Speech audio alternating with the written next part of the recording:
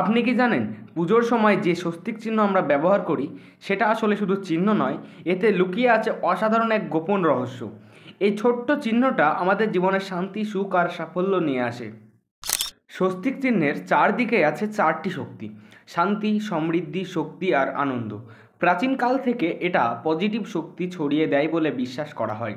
পুজোর সময় এই চিহ্ন দেওয়া হয় কারণ এটা রক্ষা করে নেতিবাচক শক্তি থেকে আর মনে অশান্তি দূর করে। আপনি যদি পুজোতে স্বস্তিক চিহ্ন দেন তাহলে মনে স্থিরতা আসবে, মন ভালো থাকবে আর জীবনে বাধা কমবে।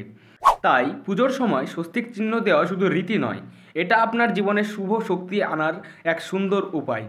এই ছোট্ট চিহ্নটাকে আজ থেকে একটু ভালো করে বুঝুন আর নিজেকে নিরাপদ রাখুন।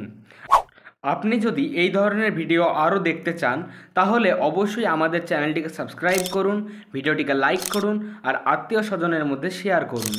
আপনাদের ভালোবাসাই আমাদের প্রেরণা।